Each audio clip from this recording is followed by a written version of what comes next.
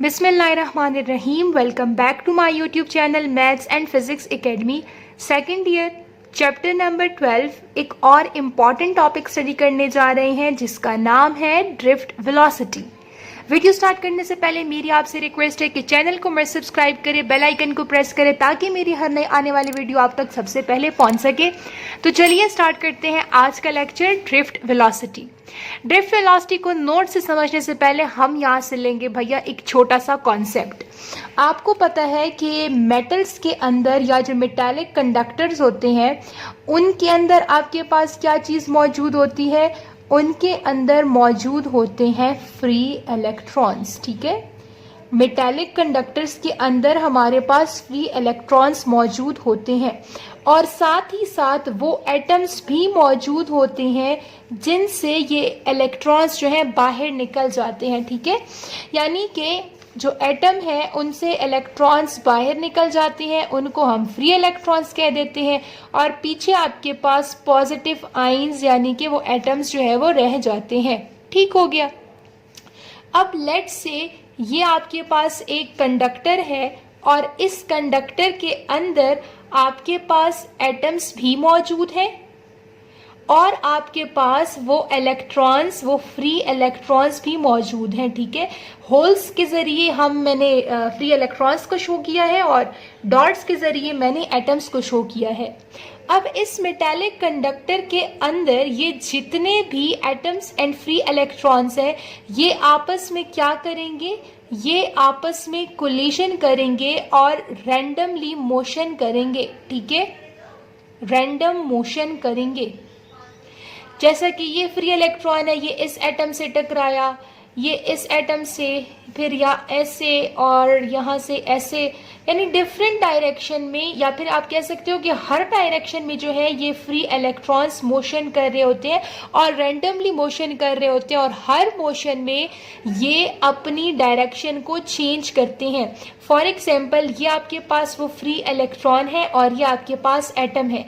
ये free electron जब इस एटम से टकराया तो अब उसकी डायरेक्शन इस साइड पर हो गई है। ठीक है, तो कहने का मकसद ये है कि हर कोलिशन के बाद जो डायरेक्शन होती है वो आपके पास चेंज होती है। ठीक है, डायरेक्शन जो है वो चेंज होती है।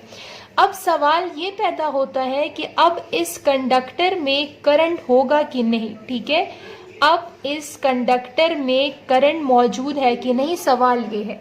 तो इसका जवाब ये है कि नो, इस कंडक्टर के अंदर अभी कोई करंट मौजूद नहीं है। अब वो करंट मौजूद क्यों नहीं है?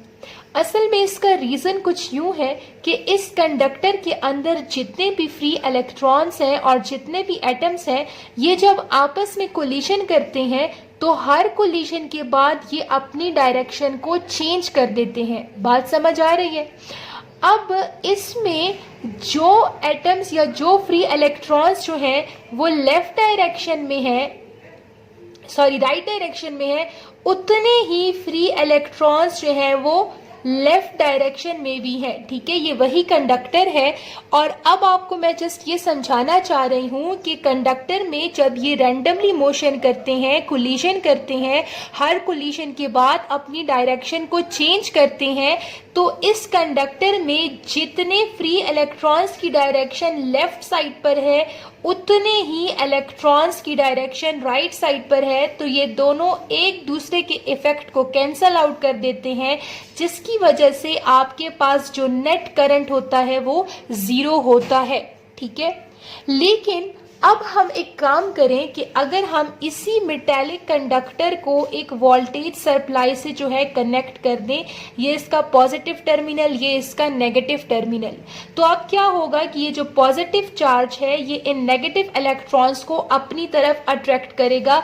क्यों? क्योंकि ऑपोजिट चार्जेस जो है ये एक दूसरे को अट्रैक्ट करते हैं। तो बैटरी का जो पॉजिटिव टर्मिनल है ये इन फ्री इलेक्ट्रॉन्स को अपनी तरफ अट्रैक्ट करेगा। तो ये जितने भी इलेक्ट्रॉन्स हैं ये इस positive terminal of the battery की तरफ अट्रैक्ट हो जाएंगे और ये एक नेट ड्रिफ्ट वेलोसिटी के साथ एक ही स्पेसिफिक डायरेक्शन में अलाइन हो जाएंगे। जिस वेलोसिटी के साथ ये सारे के सारे फ्री इलेक्ट्रॉन्स एक डायरेक्शन में अलाइन हो जाएंगे, उस वेलोसिटी को हम ड्रिफ्ट वेलोसिटी कहते हैं। कॉन्सेप्ट समझ आ रही है इसका? ठीक है, अब जरा इसको हम इस डायग्राम से समझते हैं। इसको मैं आपको जूम कर देती हूं।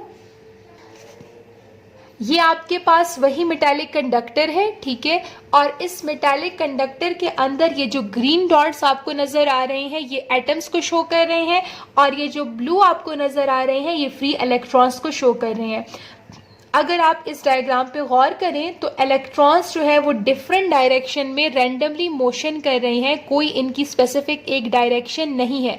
तो यानी कि इस कंडक्टर में जो नेट करंट है वो आपके पास क्या है? जीरो है, ठीक है।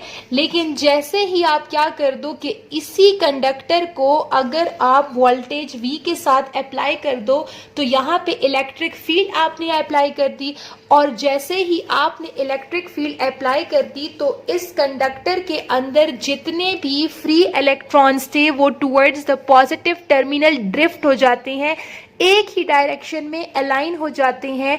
तो जिस वेलोसिटी के साथ ये सारे के सारे इलेक्ट्रॉन्स एक ही डायरेक्शन में ड्रिफ्ट हो गए, इस वेलोसिटी को हम क्या कहते हैं? ड्रिफ्ट वेलोसिटी कहते हैं। क्लियर हो गया? तो चलिए अब स्टार्ट करते हैं थ्योरी से। According to the definition of drift velocity, the average velocity with which free electrons get drifted in a metallic conductor under the influence of electric field, ठीक है, वो velocity कि जिसकी वजह से फ्री इलेक्ट्रॉन्स एक मेटालिक कंडक्टर के अंदर इलेक्ट्रिक फील्ड अप्लाई करने की वजह से एक सिंगल डायरेक्शन में ड्रिफ्ट हो जाएं, अलाइन हो जाएं, उस वेलोसिटी को हम ड्रिफ्ट वेलोसिटी कहते हैं। कुछ मेन पॉइंट्स आप इसके समझ लें कि we know that every metal has large number of free electrons, ठीक है, ये तो आपको पता है कि हर मेटल के अंदर large number of free electrons होते हैं, इसलिए तो मेटल्स जो है वो हीट को कंडक्ट करते हैं, ठीक है। which move randomly in all direction, ये तो हमने यहाँ से समझ लिया है कि मेटल के अंदर फ्री इलेक्ट्रॉन्स होते हैं जो कि रैंडमली हर डायरेक्शन में मोशन कर रहे होते हैं। अब during this random motion free electrons collide with the atoms of the conductor again and again. इस रैंडम मोशन के दौरान यही फ्री इलेक्ट्रॉन्स इस कंडक्टर के मौजूद एटम से बार बार कोलिशन कर रहे होते हैं, और हर कोलिशन के बाद इनकी डायरेक्शन चेंज होती रहती है। When electric field is applied, और अब आप जैसे ही यहाँ पे इलेक्ट्रिक फील्ड अप्लाई कर देंगे तो all electrons are drifted in a specific direction, तो ये सारे के सारे इलेक्ट्रॉन्स एक ही डायरेक्शन में अलाइन हो जाएंगे।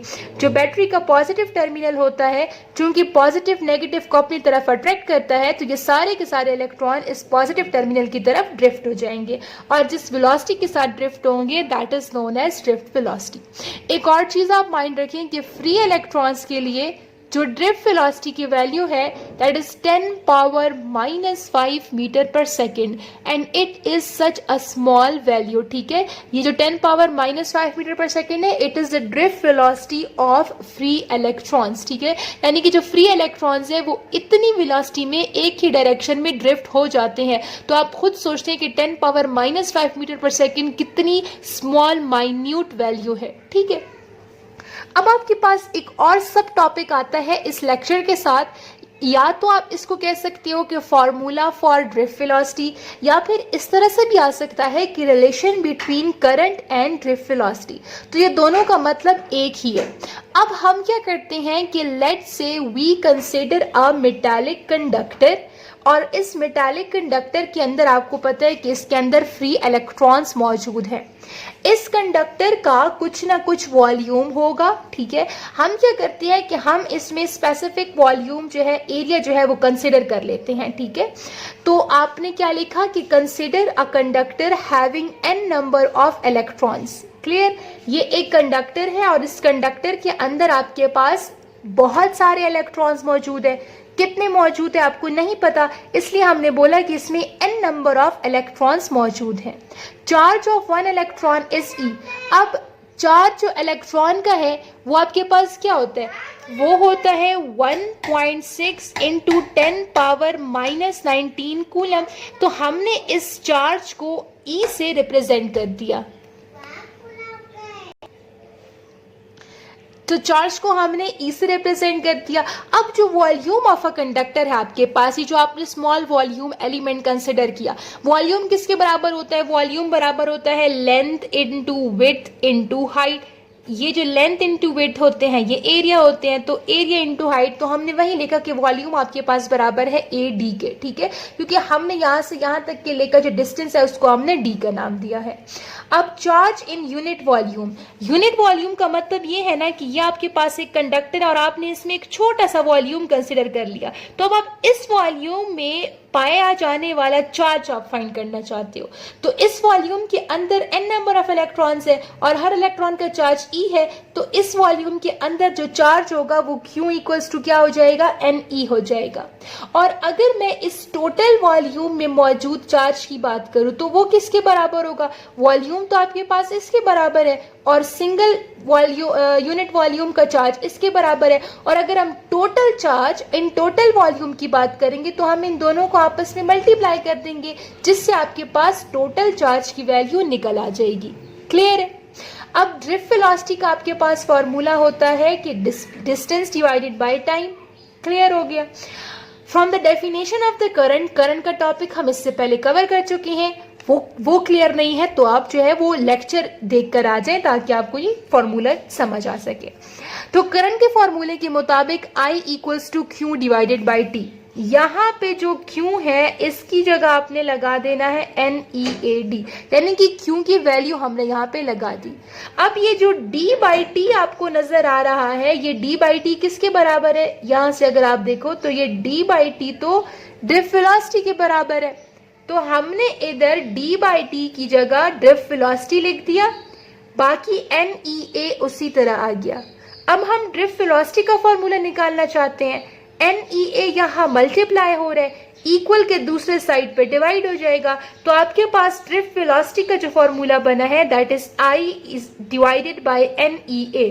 That is this is an important formula for the drift velocity या फिर relation between current and drift velocity.